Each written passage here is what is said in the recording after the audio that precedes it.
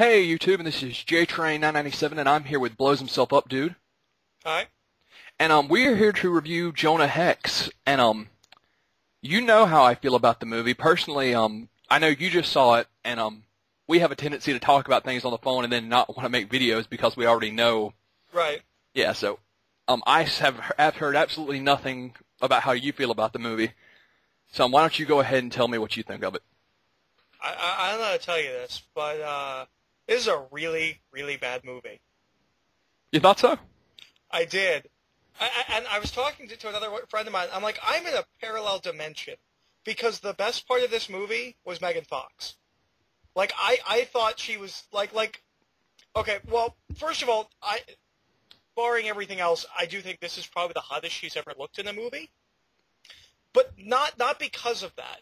Like, literally, like, I would be waiting. I'd be like, can we get to a scene with Megan Fox's character? Like, I don't know what it is, but she was the most interesting thing in this movie. But this movie made no sense, like, at all. And like, there's a lot of, like, little nitpicky things that really bugged me while I was watching the movie, like, a scene with the dynamite crossbows.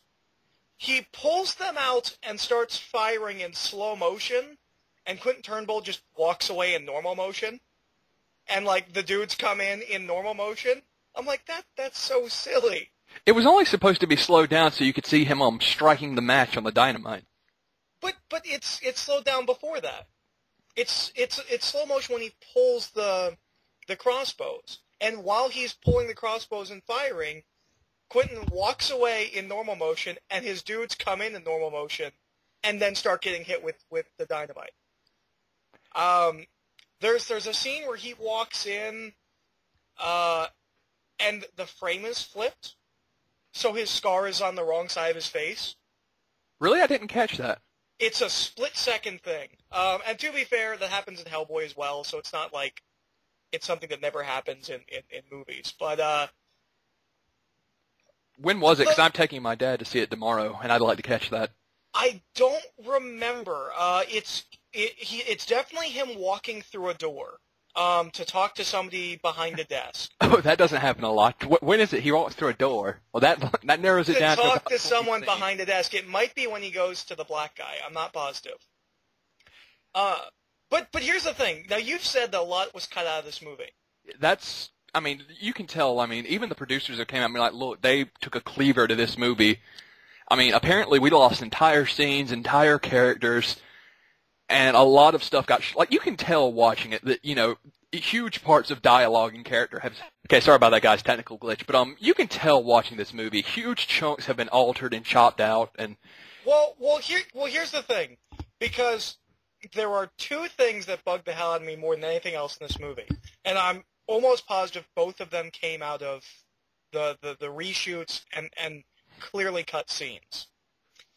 We, like, vaguely get, like, a mention of, like Jonah being taught the talking to the dead thing from Native Americans. And you, like really, really vaguely is this mentioned in the opening. Then when he, like, dies again, when he gets shot in the chest, apparently the Native Americans have a Jonah sense that they can just find him when he's hurt. But, like, this really bothered me. I was like, because it's not like Native Americans are just one people. Like, there's a bunch of different tribes. Like, just conveniently, the one that he found was just riding by while he was dying. Yeah, I had gripes with that scene too. I'm like, oh look, a white man in a Confederate uniform. Let's help him. And they said nothing. Like, literally, we see, like, I don't even know if we see any Native Americans. So I know that that's what they were, but I don't know if we actually see them. They, like, heal him, and then he wakes up, and then it cuts to him on a horse. You know what pisses me off is that's some stock footage. They used that same shot of him riding away in the beginning. I thought that was what it was, but I wasn't sure. Yeah, it's the same shot. The other thing that really, really bugged me was the Nation Killer. Why? I mean, is the name or what? I know this is going to sound really, really stupid, but I didn't understand the science of that machine at all. Well, how could you? They didn't explain it. They're like, pretty orange balls, and that's all they say, and it's like, and they just... Well, you launch black balls, and then you launch a Dragon Ball, and then everything goes exploding. Yeah, I mean, we were just supposed to take it on faith that this thing works with no explanation. And well, it just didn't make any sense to me. I'm like, what is that makes the other balls explode? What are the other balls? Like they didn't seem to be just standard cannonballs. I'm like, what is all of this? And then at the end, it really, really bothered me because they shot the naval ship coming towards them. And that bugged me for two reasons. One was immediate, which was, I'm like, you only have 12 of those things. I don't think you can make more since you had to get those. Maybe you should be a little bit more sparing with how you use your Dragon Balls. The other one was later when it falls and their boat explodes. If just one, because I thought it didn't have any explosive power in and of itself. It was it needed the black balls. Well, he had jammed it, the weapon. Right. So, if the orange thing makes it, am I understanding that scene correctly? That the orange thing drops, hits the ground, and explodes. Yeah, supposedly the way it's been explained to me before cuts, it was supposedly that the black balls that hit the ground were like some kind of raw chemical, and the orange ball was a glass container with something that made like a horrible reaction, which caused the explosion. Okay, that wasn't clear because... No, it wasn't clear. They don't explain it. When it falls, I was like, so is the orange ball explosive? If the orange ball is explosive, why didn't they just launch the orange ball at the invading ship? I guess it makes a little bit more sense now that I think about it, that there's all those balls there, but still. I don't know. I really, really... it just felt like there's just huge chunks missing. There is. I mean, we both know that. That's not excusing the movie at all, but... I could totally see this being like a Daredevil. Where, the movie in theaters is not that good, then you go look at the director's cut, it's a really good movie. I could really easily see that be happening with this. But as released, I thought this was a really, really bad movie. I thought it was a rental. I think I have a lot of fanboy senses kicking in here where I'm like, I don't want to hate it! I don't want to hate it! It's like Ghost Rider. The first time I saw Ghost Rider, I'm like, it was okay. And now I'm that's what I originally thought of Ghost Rider too. And now I hate it. But see, this is what I'm with Jonah Hex. I enjoy watching it, but I cut my brain off when I watch it, and I'm like, don't think about all the bad things. Well, and the thing is, I was coming at it much more from a just movie. I wasn't really thinking about a lot of the this is different than the original comic and whatnot. Just as a movie, them stealing Lila made no sense. Is it public knowledge that he comes to this town to sleep with her? Why would they know that? Well, I assume they knew that because Turnbull had the guy working inside the government, and that guy who tried to kidnap Lila in the first place said that he told the government Jonah was there. Yeah, I know, but I'm sorry, but him being at a whore does not, to me, instantly click like he has, a very clear, relationship with this woman. That would have been hilarious at the end scene where they grab Lila. It's like, you want to watch her die, Hex? Yeah, I don't care, man. I just fuck her every once in a while. Yeah. Well, the Tallulah thing is terrible. Oh, yeah, and it pisses me off because I'm like, I expect more out of Jimmy Palmiotti. Apparently this was, on set, and they call him and they're like, we had this idea. We can make her Tallulah Black. And he's like, oh, yeah, do that. And I'm like, if they had just been making, Daredevil, and they're like, oh, you want to make Foggy Nelson, I don't know, the Owl? Let's reference him as the Owl. Well, that's a little different. But no, I didn't necessarily mind the whole idea of her being Tallulah, but the way it was done, where she's like, Tallulah Black's mama didn't raise no fool, and I was like, really? Because you were really intimate earlier in this film, and you're telling me he doesn't know your real name. Yeah, you never said your real name until a throwaway line. In case I ever need to track you down, because I'm a bounty hunter and might need to do that, and you just threatened to leave, please don't tell me your real name. It'll make it more challenging and fun. Yeah, that was just so poorly handled. And then what was There's something else that really bugged me about The thing that pissed me off is in the Turnbull interrogation where he talks to the armies. They're like, we think he's heading northeast to Georgia, and then he talks to the guy and he's like, no, he's heading southeast to South Carolina. And I'm like, that's in the wrong place. That doesn't make any sense. Could you not buy a map? Maybe this is set in a parallel dimension. Maybe that is why Megan Fox is the most interesting thing about the movie, which is really painful to say. You didn't like Burke. Come on, Burke was cool. Michael Fassbender. He was cool. I liked him for the little bit he was in the movie. Supposedly, once again, he had a major amount of screen time that got cut out. It felt like that. It felt like he had a much like when he fights Joan at the end, or the middle of the end, or whatever, the beginning of the end. The beginning of the end. It really felt like there was character development that was not present. The other thing was really, really weird cuts. You mentioned to me the fire, where he puts the fire in his hand. Because he's like, what's it like to go through life with a face like that? And then he's like, let me show you. And then he just hits him with fire on his hand. He just hits him. Yeah. I felt like that was like a PG-13 cut, and then he sticks him into the propeller blades, right? And it doesn't do anything. Yeah, like the way his body ragdolls, I thought his head got chopped off, and then you see him on the ground, he's just got a little bit of blood flowing out the back of his head.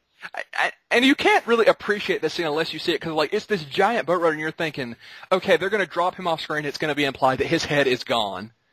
But something we haven't discussed, which we'll get to in a minute, is that Jonah can bring back the dead, and when he does, they supposedly, if they're really freshly dead, they burn. And he kills him again once he's dead. But it's just so stupid. That bugged me too, because the earlier scene when he's talking to the one dead guy made it seem like it was like a metaphorical thing, because it seemed like the army guys could not see that he had brought him back from the dead. So it seemed like it was something that was maybe like a mental thing. But then at the end he punches the dude, and I'm like, so if someone else walks by, will they just see a dead body? Or will they see a headless body? Yeah, because he was talking to the guy, and then he turns around, and they're like 30 seconds with a corpse, and you can tell that. I'm like, so was Jonah just standing there staring at him? Yeah, or talking to himself. And what did that guy die of? I don't know, but he was a Smurf. He looked like when Blackheart, fingers the guys in Ghost Rider. You know Blackheart's in this movie? That's who that was. Yeah. I was like, he looks really familiar. And see, the thing is, I know that there's apparently a completely different movie from After Cuts. It feels like that. I don't know. This movie just really, first of all, it's really short. It's 75 minutes. Is it really? Yeah. We got to the boat, and I was like, this sounds like the boat scene that I've been told about at the end of the movie. This can't be the end of the movie. I looked at my watch, I'm like, I've only been sitting here for an hour. What is this? Yeah, then I will say this. I love the movie up until the dead guy thing. He interrogates the first dead guy. I think it opens... So you liked 15 minutes of the movie? Shut up. Let me have this, Eric. I love the fact that it opens on him in war, and that it shows you, random scenes. Granted, I would have liked to see a bigger battle, and it's just, random attacks. And right. Despite the Gatling gun horse crap, I didn't mind it as much as I thought. I hated the Gatling gun horse, but mostly because I'd forgotten. He comes up into town, and he brings the dead bodies, and the guy's going to turn on him, and the guy shoots the rifle. I'm like, all right, here it comes. Jonah Hex going to be a badass. He's going to whip out his guns and kill everybody. And then he pulls out the Gatling guns. And I'm like, they just look stupid, and it looked like he was missing everything. Yeah, that's what I kept thinking in the whole movie. I'm like, Jonah Hex is supposed to be a crack shot. He hasn't hit shit. Was it just me, or did it feel like he spent the entire movie getting the shit beat out of him? I got to when he's getting beaten up by the old man with a cane, And I'm like, this whole movie, he's just got the shit beat out of him again and again. I think, barring all of the really, really bad plot stuff, which I know is because of cuts. It doesn't make the movie any better in my eyes because I did not enjoy it, but I know that's because of cuts. My biggest problem was Jonah Hex. Like, I thought the actual performance was good, although the fact that he, like, never opens his teeth kind of bugged me at points. Like, there were points where he's literally just talking through his teeth. I'm like, that makeup's sealing his mouth, isn't it? I'm like, I don't think he can open his mouth because of the makeup. But no, I don't know, like, he seemed pansified. Like, he really, really seemed like a stripped-down version of the character. I don't disagree with you. Like, Jonah Hex has his moments in the books where he's kind of like, like there's one issue in Palmiotti's room, which is right after his wife leaves him and he goes into town and gets drunk. But even then, like, guys come downstairs and he comes down hammered and he just kills every one of them with, like, a broken bottle. Well, I don't know. I haven't read a lot of Jonah Hex, but I've always kind of viewed him as kind of like the Punisher in the West. And kind of emotionally, I'm like, he's a badass 98% of the time. Yeah, bad things have happened to him, and he does have those sentimental moments, but Hex in this movie just seemed like he wasn't whiny, but he was way too sentimental and feeling. I don't know, I'm like, he's not a bastard, and I feel like he should be a bastard. Oh, he should be a bastard. You hit the nail on the head with that one. The thing about this is, like, they just want you to feel there's some hatred between him and Turnbull, and in the comics there's not. That bothered me too, because there's a whole big problem with this. How are we doing on time? I'm partner. You don't have to worry about it. Yeah, but this only records to 15 minutes. Oh, well, we're on 14 minutes then. Okay, well, what do you want to, stop and start over again? Sure. Or, start a new part? Yeah. Okay, sorry about that. Once again, had to watch the Pamela record time. Wait, hold on. I wasn't finished what I was saying with Jonah Hex. Okay, go ahead. Okay. The makers of this movie, at least based on the film released in theaters, had the same character thought process as the people that made Constantine. Constantine. No, the movie is Teen. Well, yeah, but his name is Constantine. Well, but I can differentiate because the movie, in fact, says Teen. So I can call the movie Constantine because that's what he's called in the movie. Anyways, the comic book is Constantine, the movie is Constantine. It really helps differentiate as two completely different properties in my mind.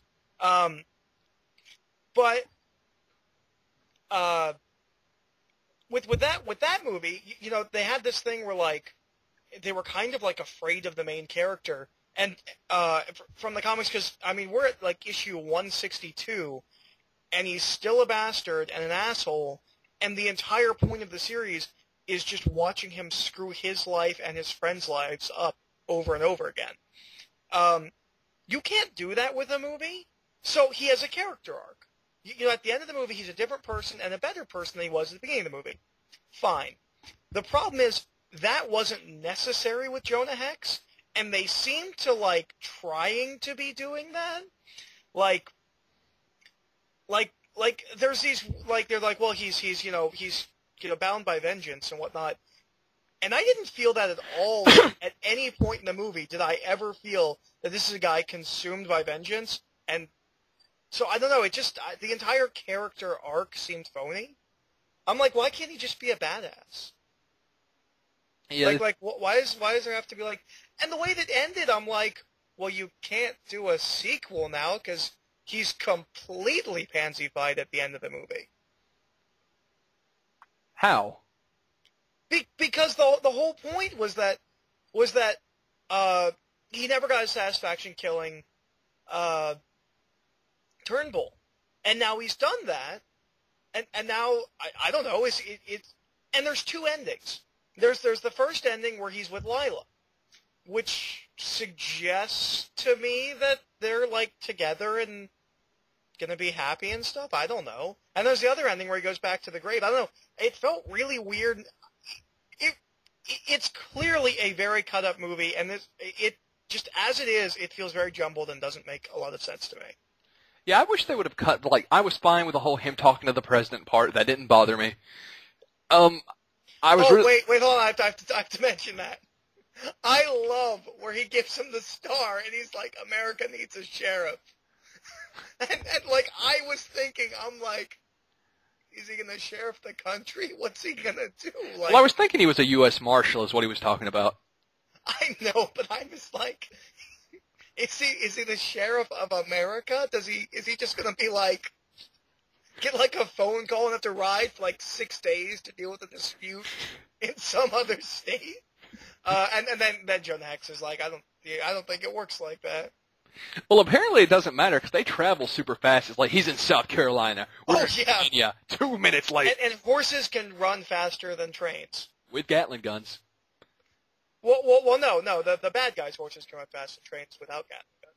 Well, that's not really a fair assumption because some horses can book it, and they really didn't ride ahead of the train. They rode alongside it. I don't know. There was a point where I'm like, why the fuck do we need trains? Like, we have horses. What I couldn't figure out is I'm like, this is a top secret military super weapon they want no one finding out about. Why the hell are there passengers on that train? Well, not just that, but how did Quentin get the... Because there doesn't seem to be a train track anywhere near where they are when they blow up the first town. I'm like, that looks like... When it's on the boat, it looks really, really complex. It's really strange, because it looked like the boat was built for that weapon. Like, the mechanisms and stuff were, like, built into the workings of the boat. And I'm like, how did he get that to the town? Like, there didn't... Like, I know they stole the train, but there didn't seem to be a train track around there, and... I don't know. That was weird to me.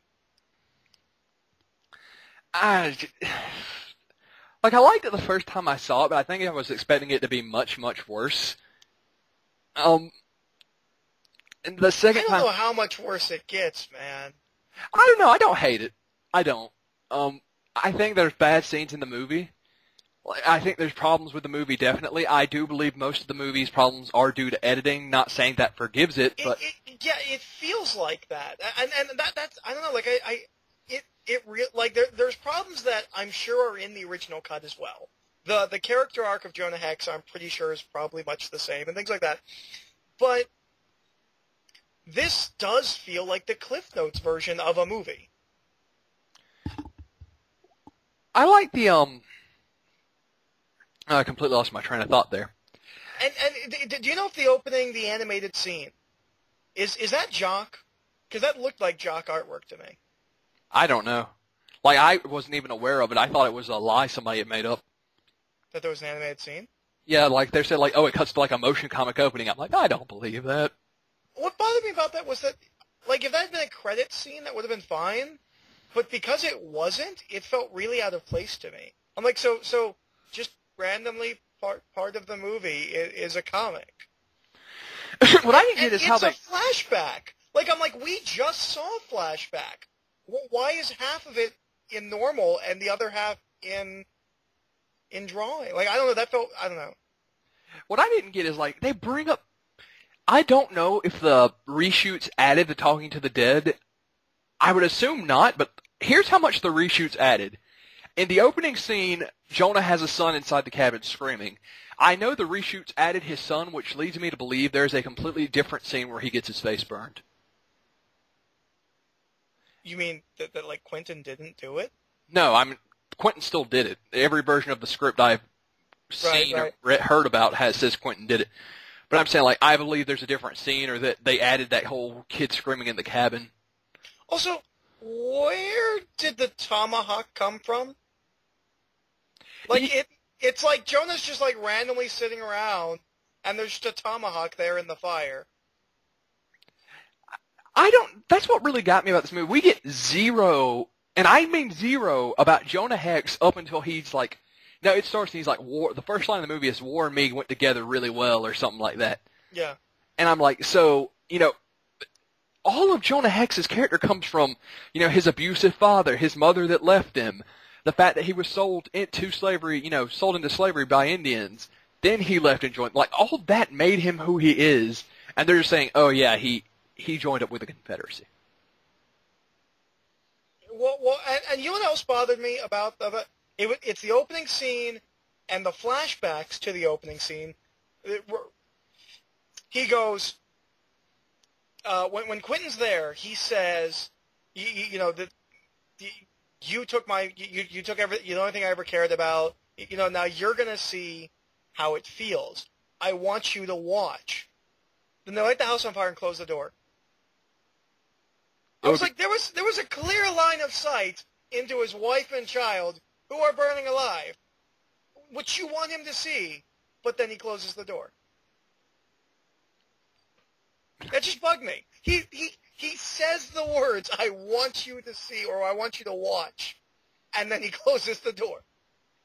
I did think the whole, so I thought it'd be a whole cop-out where at the end Jonah takes off the uniform, but they did that well, because, Alvin tells him, he's like, why are you still wearing that uniform? You never believed in slavery.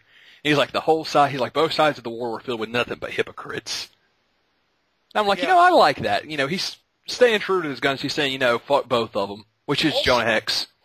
Also, the backstory for Quentin and Jonah made, zero sense to, the last 10 minutes of the movie.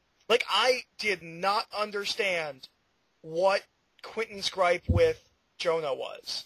How did you not know?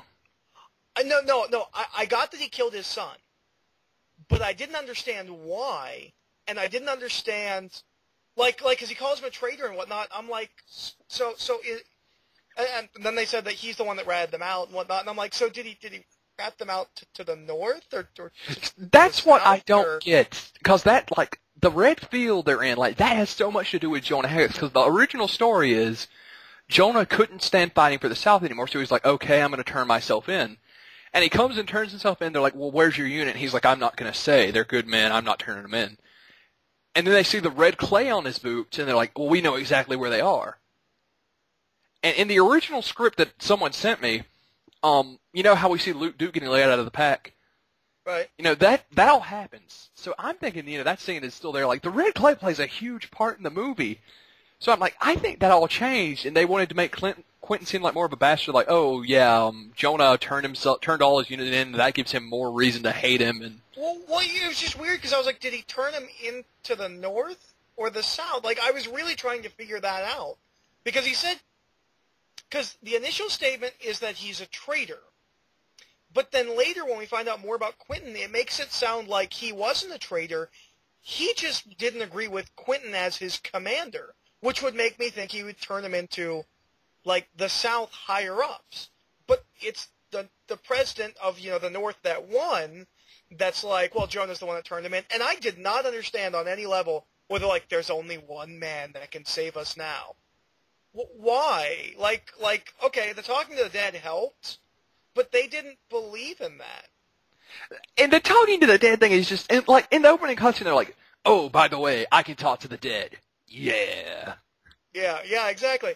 I'm like, oh, also I can fly. And the last fight scene between Quentin and Jonah really bugs me. Why? Because we see Jonah winning the fight and killing him in two different settings. I believe that is, you've heard this crap, but I believe that was the ending to the original movie.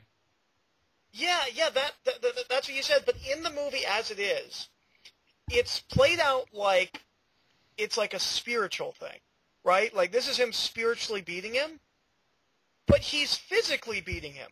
We're seeing two completely different fights playing out at the same time. It's twice as satisfying.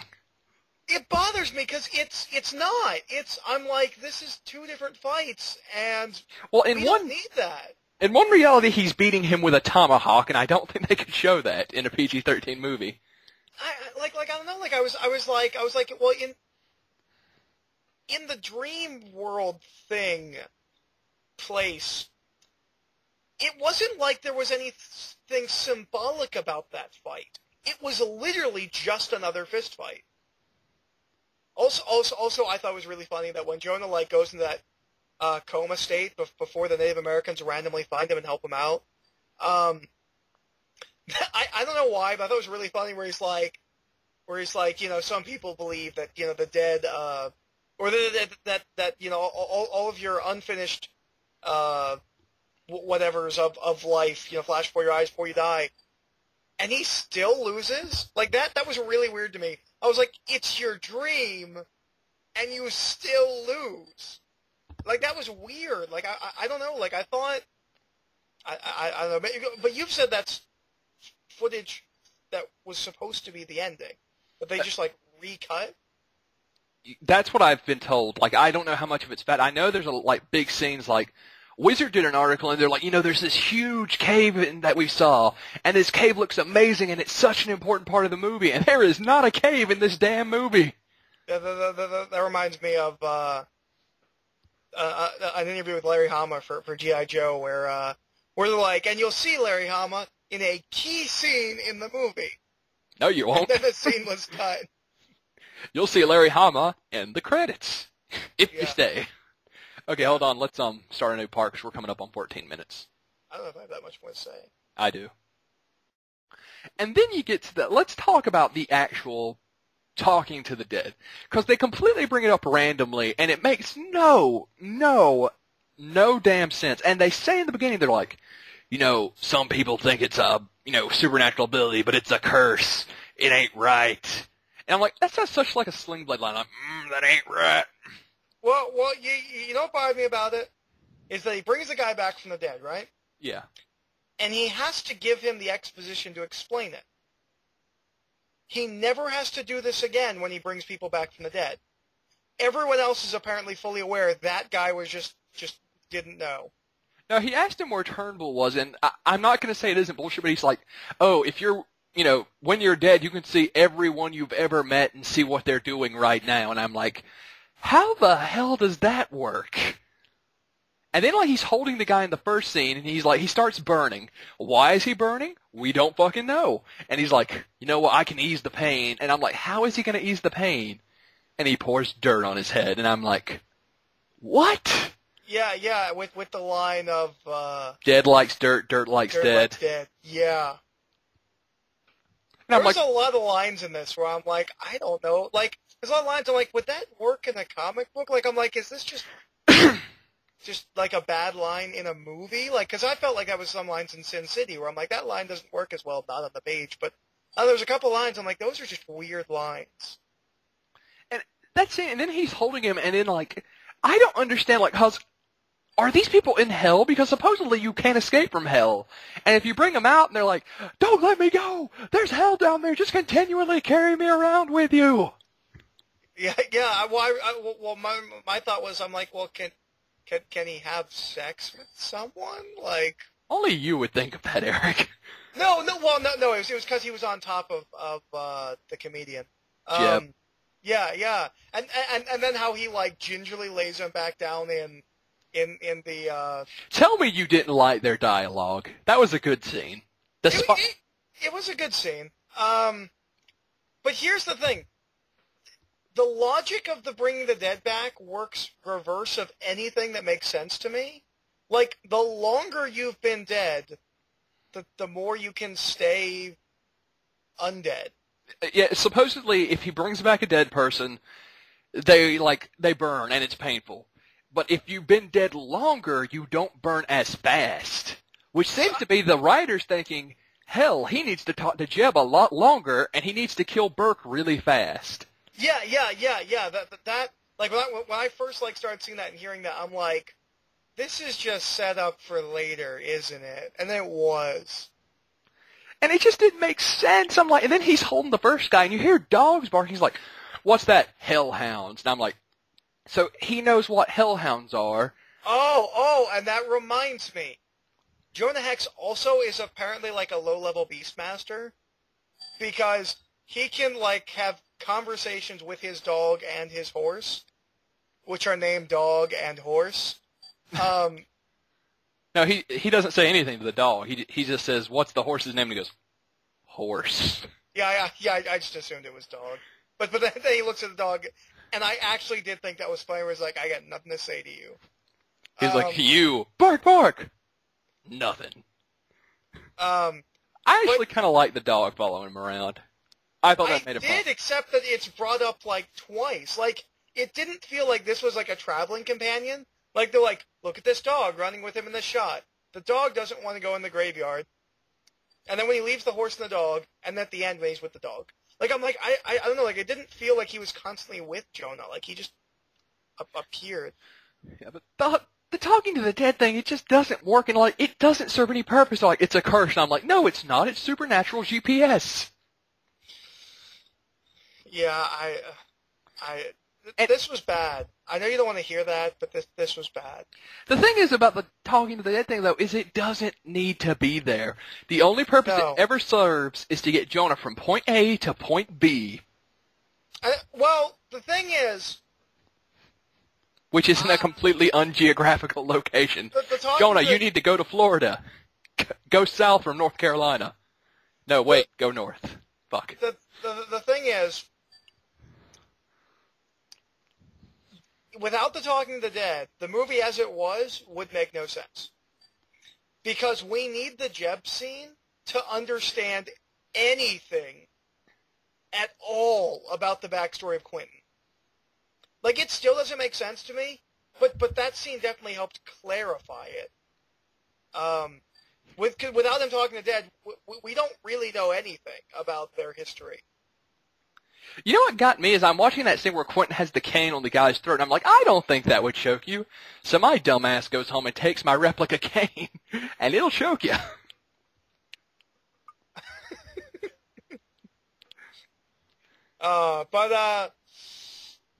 Yeah, I don't know. There was a lot wrong with this movie. If we don't get a director's cut, this is probably going to become You're the Spirit. I don't love the movie. Like, the first time I saw it, I'm like, yeah, I love this movie. And then I saw it the next day, and I'm like, I don't understand why it's not as much fun. And then I told my dad I'd take him to see it for Father's Day, because he's like, oh, a Western. I want to see a Western. It's not a Western. No, it's not, but he doesn't believe it. To inform him it's not a Western. Speaking of which, there was a girl at work today, and she was like, oh, I'm going to go see that movie too. I was like, oh, are you? And she's like, what's it about? Which was really weird. Like, I'm like, you don't know what the movie you're going to see? All right. And literally, all I say is, well, he's a cowboy. And then she goes, oh, I don't know if I want to see that. I was like, you're the reason that this movie was ruined. They don't think that they can sell it or sell a Western to people, so they have to throw in Megan Fox. Who's in here for like 10 minutes. Yeah. And doesn't serve any purpose, but is still somehow the best part of the movie. The whole thing is, it's just like, shoot, like, even the parts like the gladiator scene, I was told that, there was like 3 fights before the creature was brought out, and then Jonah fought the creature. Nope. No, but I thought it worked the way it was, where he knocks the guy into with the creature. Luke Duke, he got away, right? He's Luke Duke. He stood up, he stared the creature down, he walked out, got in the General Lee, and drove away. He went to get Bo to go kill Jonah. That's going to be the sequel. And then, it'll be 2 things you love being raped at once.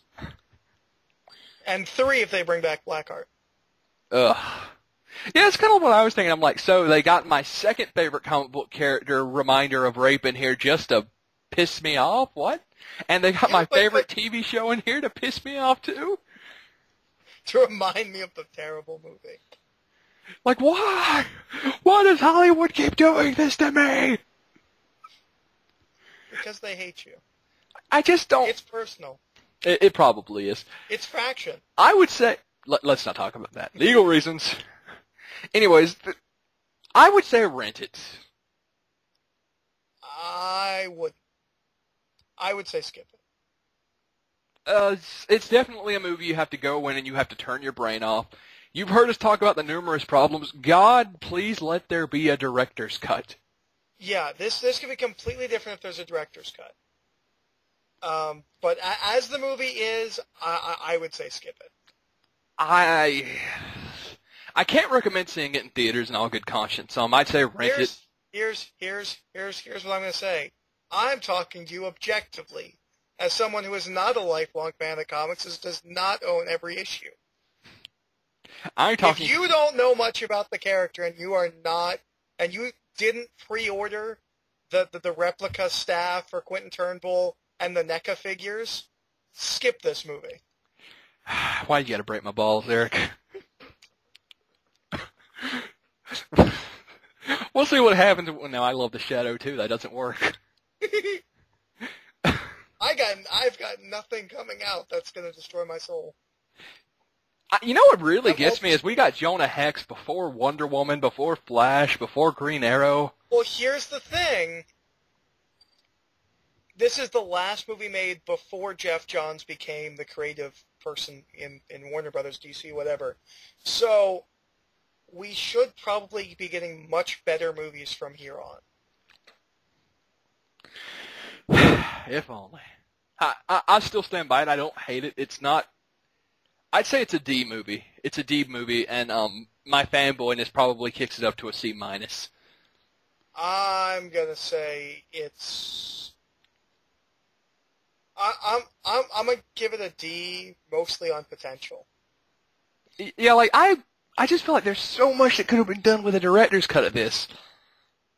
And there might be. If there's a director's cut, this might turn it all around. But as the movie is in theaters, it is not very good. Although it's probably going to be really fun to like watch and make fun of. I will not be joining you with this. Yeah, as it stands, I was... it was a Ghost Rider deal. I go and I'm like, wow, it's not that bad. And then I start thinking about it. I'm like, it kind of is. Yeah, I told my boss, I'm like, well, my friend said it's not the worst thing he ever saw. He's like, that's a glowing recommendation. How was the movie? Well, it's not the worst thing I ever saw. I'm like, you understand. He thought this was going to be the worst thing he'd ever saw. All right, so that being said, I guess we'll end the review. Thanks. You really killed me. I'm taking my father to see it tomorrow, so I'm going to be sitting there picking out all the things I hate. Hey, I'm giving my stepfather a gift card to the movies to go see Jonah Hex, so I won't have to view it a second time, but they're going to get to go see it. Gift cards. Why don't you just give people money? I was going to, and my mom was like, why don't you just get... I just got a tweet. Just got done with Jonah Hex, and it was badass to the max. I won't say who this is. They know. They know who they are. And I don't hate it. I don't. Like, it may be my fanboyness, but I stand by this probably being a solid C movie. I'm going to say it's a D. Hopefully, when we get a director's cut, this will bump it up to a B or a B+. But that being said, I think we're done here.